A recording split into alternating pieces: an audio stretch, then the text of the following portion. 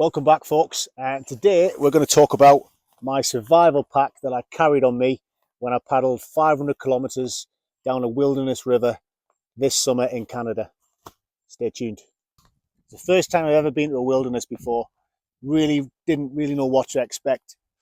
And the first thing I did was weighed up all the dangers. What was gonna kill me first, basically. What are the main dangers? And first of all, of course you think of bears. So I got all that out of the way. We researched bear behaviour, bear spray. We had a firearm out there, and I actually did have a bear encounter. That's on episode 2, which went on last week. So check that out. But really, the main danger was the river. It was a technical river, parts of grade 4 in there, lots and lots of grade 3, and you're in the wilderness. So rivers are a really dynamic place, and things can happen super quick. You come out your boat, you might just go over a rock that you couldn't see, that tips you out. Even in the big inflatable boat, which I had, you can still get caught short and then flipped out of your boat. Before you know it, your boat's going downstream, the equipment might get pulled out of it, or the whole boat might just go under a boulder or get wrapped around a boulder. And with an inflatable as well, they'll wrap around and you just can't get it back. You then find yourself in a survival situation, which nearly happened to me. It was this close, and it wasn't a nice feeling, I can tell you that. It was scary. But I planned for this, and I thought, well, what if that does happen? I need something on me that I can survive out of. I can have the essential equipment in, which is going to save me and help me get rescue. And, look after me for a couple of days before I get rescued, because it could take a couple of days, realistically, out there. So, I looked around and I thought, well, I can't carry a rucksack. I'll always have a buoyancy aid on me. So this can carry the essential safety kit that you always carry anyway. So this will be on me. Let's start with the buoyancy aid. So in here, standard, you always have a saw. There's a little folding saw. That was in there, shoved in. A knife. That's always in there as well. Should always carry a knife and a sword, definitely a knife minimum on a buoyancy aid, just in case you get tangled in rope or you need to cut yourself out. Other things inside my buoyancy aid, I would have a pin kit, so that would always live in there. So in here we have a stitch tape, and in the other pocket I'll have carabiners, so we can use those for a bit more of a sort of block and tackle kit. If I need to hoist anything up while I'm out, food bag or whatever, my carabiners are in there and I can use them. So that's the basic kit I have on my buoyancy aid. I would have possibly had my mobile phone in there as well, waterproofed and inside, just in case. So that's that. But I needed something else. I couldn't carry a rucksack on my back canoeing. That would just be daft. So I thought, I wonder if there's something a bit like the old-fashioned army webbing we used to use in the military. So you get a thing called webbing, where it kind of goes over the top of you like a yoke, and then you have pouches around your waist and it clips. We used to call that belt rig, or light scales. And in that webbing would be rations, water, ammunition, all that sort of stuff. Stuff that we always used to say, you can live out your webbing for 24 hours. Maybe I'll do that in a separate video with a set of webbing, because I've still got it. Anyway, digressing. I wanted something that resembled webbing, but obviously not camouflage and loads of pouches. Something more civilianized. So I found this. Little webbing backpack, let's call it, with a back pouch. Still got the yoke on, which goes around with a chest clip and a waist clip. And I wore this throughout my whole trip. And it's a decent size. It's not too big, it's not too small. You can actually get in what you need for a small pack, if that makes sense. So I practiced with this before I even went out there. It's really important that you use your practice stuff that you're going to use for real. I was in Scotland, done a bit of a paddle with it, and it's okay. It's absolutely fine. You get used to it and you forget about it after a while. So what did I have in this? If all else failed, I would have this and my buoyancy aid on me. I would also be in a dry suit, which is like an immersion suit. Dry suit, it'll protect you, stop you from getting wet. So that in itself is an awesome bit of survival equipment, that dry suit. especially at the night, when they get cold at night. If you're having to bivvy out waiting for rescue, you've got that dry suit at least. So the dry suit, the buoyancy aid, and this. Right, what did I carry in this? Well, first of all, I always like to go off the 5 C's of survival, and it's a guide which has been put together by people, and I think it's really good. So we'll start with the 5 C's. What I carried in here. First of all, we can see this would be inside is about 10 meters worth of paracord, and the first C is cordage. So plenty of this, super useful.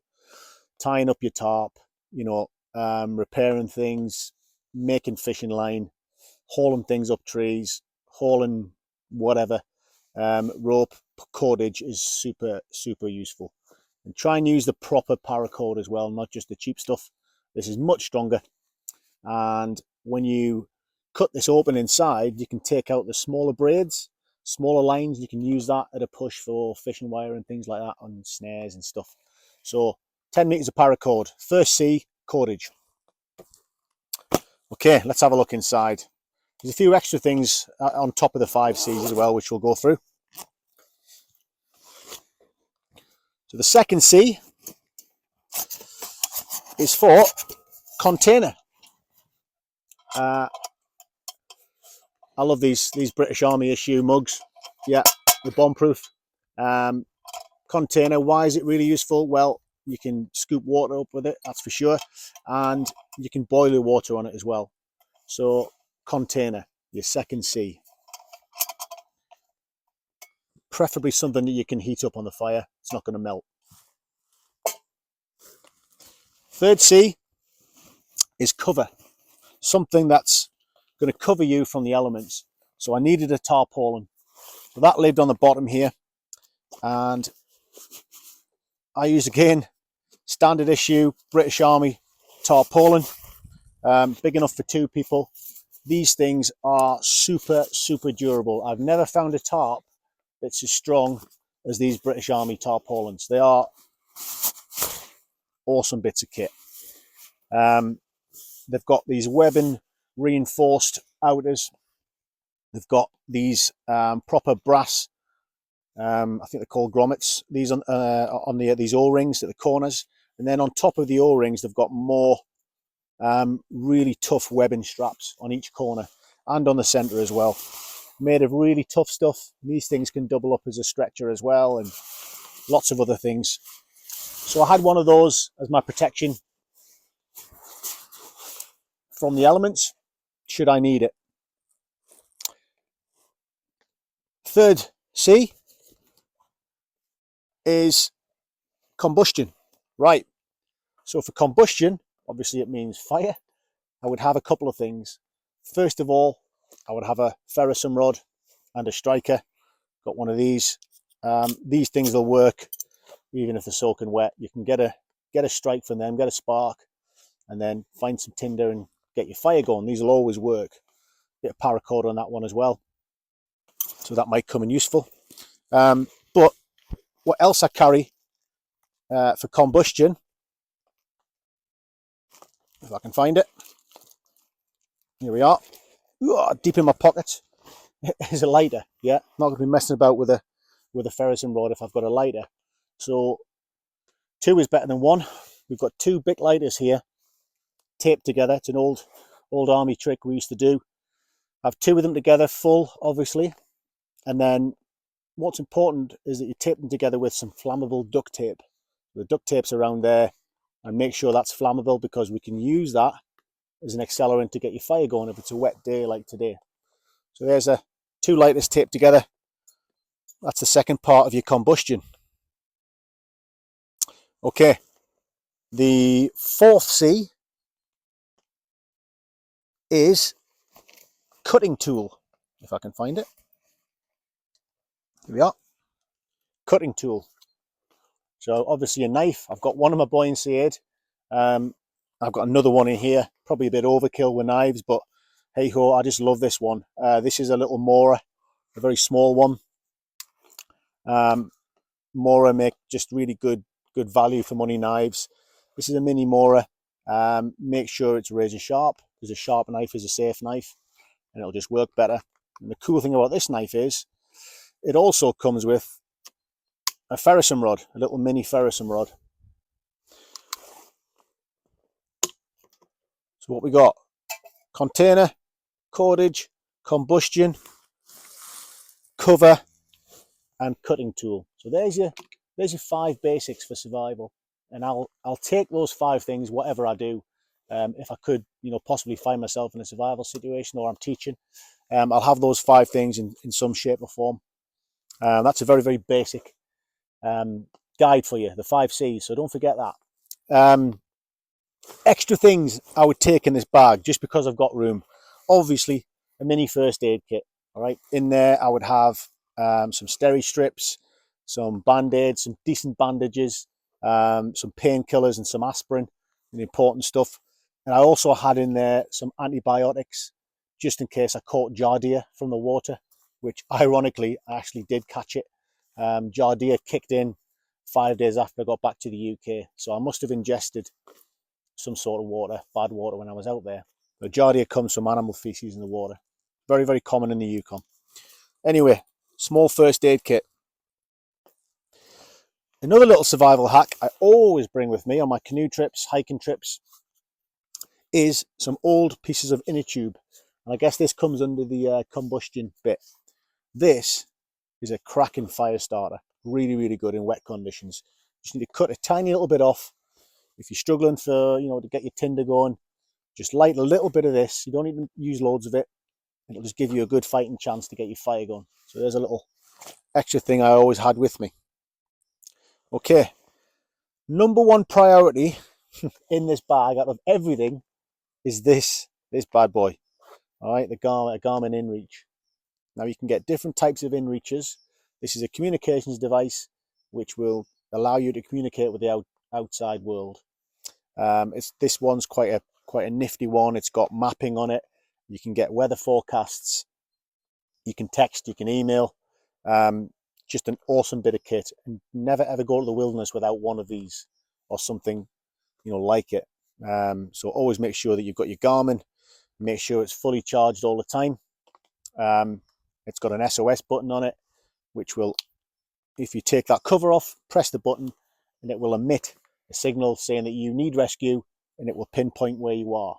But this is only good if it's charged. Okay, so just bear that in mind. Garmin InReach is great. You can get InReach minis as well, much smaller, less complicated, but still do the basics and give you a position where you are, providing you've got good satellite coverage.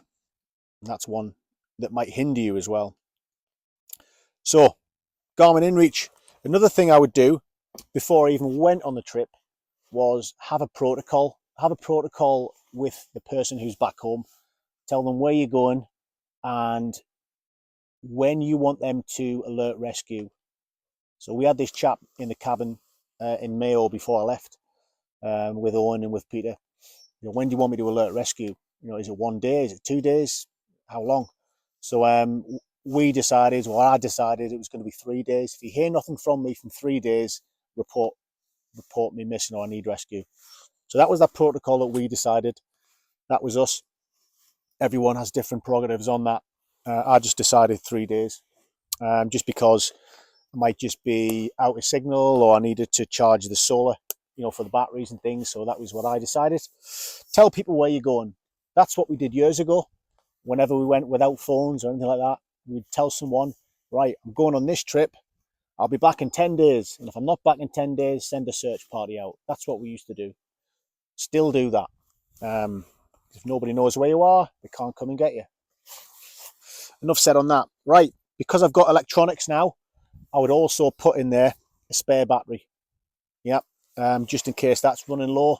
This would be in there fully charged, obviously, and then fully waterproofed up. Just living in there, just as an extra little lifeline, just to pump some power through, maybe just to send that one really important message. What else have we got? Right.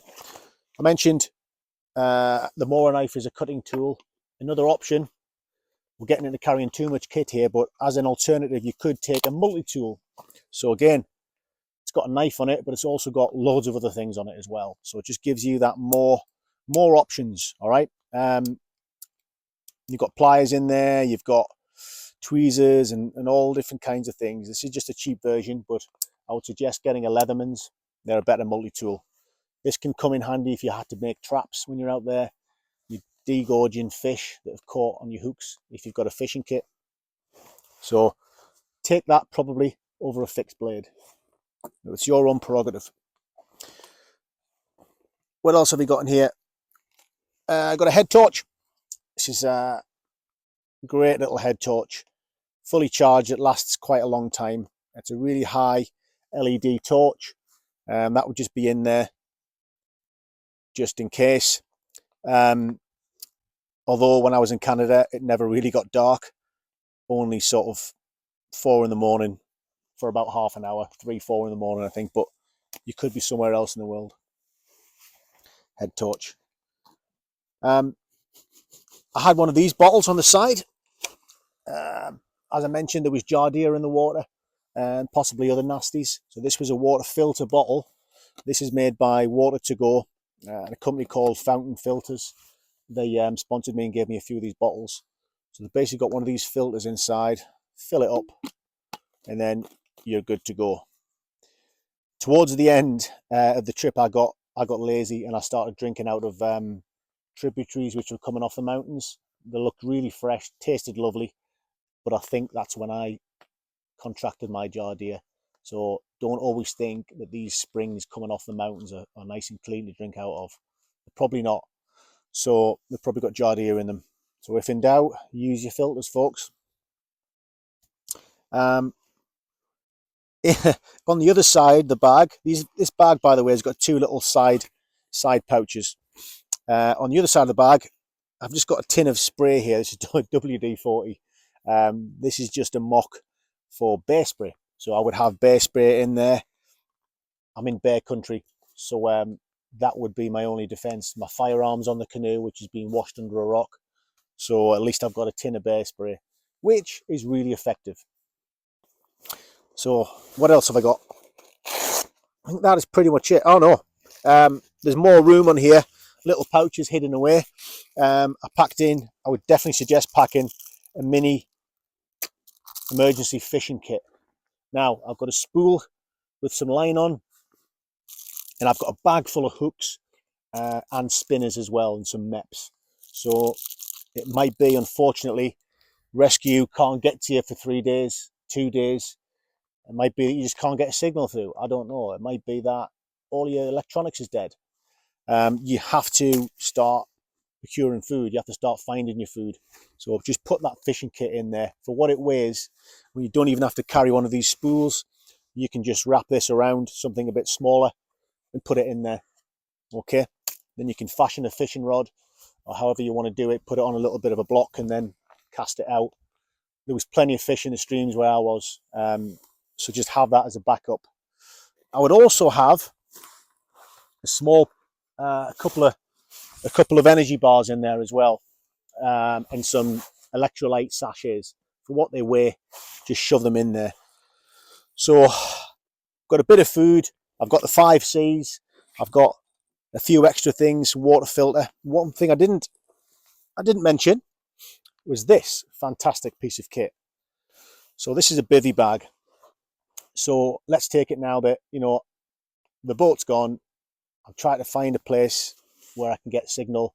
I have to spend the night, so I've set my basher up, you know, a nice little lean-to or whatever, get a big fire going. You're still going to be cold at night. So these bivy bags, they weigh next to nothing. These are much better than your standard survival bags.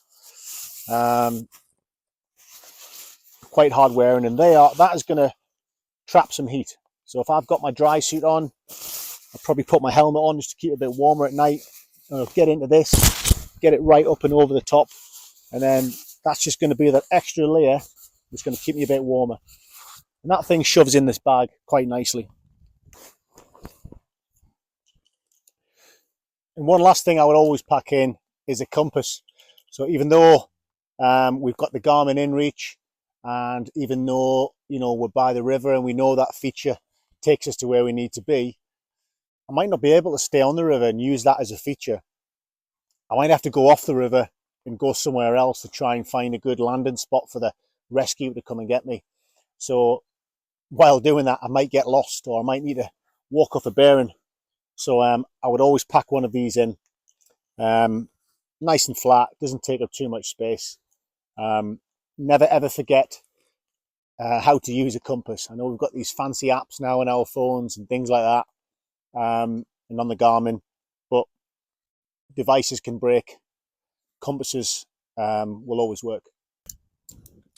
So that was the full contents of this little bag here, which seems like quite a lot, but I was much more comfortable knowing I had that on my waist strapped to me when my boat nearly went. My boat, I'm going to quickly tell you now. So scenario was, I was scouting rapids on probably the most technical section of the river, the Upper Hess. In between scouting the rapids, I pulled my boat up to the side quite high, didn't tie it off. I thought it was high enough for the boat not to get pulled in. Finished scouting the rapid, walked back up the river, and I just saw the boat coming out of the eddy by itself, bouncing down the rapids with all my equipment in. Now imagine how that felt. Pretty scary. I just felt helpless. I had this pack on me. Luckily, I was running to try and get the boat, slipping over rocks. Panic was setting in, but I knew I couldn't do anything, so I just stopped, watched the boat, and it went into a massive big stopper, a big sort of recirculating feature. So it was just kind of in there, surfing by itself, and I was just stood watching it. By sheer luck, it popped out of it, and I managed to grab it. So I was this close, possibly for being in a really serious survival situation. Now that feeling alone was scary enough. So I am not glamorizing being in a survival situation by any means, shape or form. I'm not glamorizing it at all. Wouldn't wish it on anybody. It's terrifying, even just being close to it. But it just feels like a little bit better knowing you've got all the safety kit on your person at all times when you're in that scenario. So I hope you enjoyed that. I hope that's cleared up a few things. I would love to know if you've been in a similar situation. If you go and do remote trips, what do you do? What do you carry? Am I carrying too much? Could I carry more? Yeah, I'd love to know your comments. And I hope you enjoyed the video. Please like, subscribe, share, and we'll see you on the next one. I think episode 3 of my Hess River trip is coming out next week. So stay tuned for that, and we will see you next time.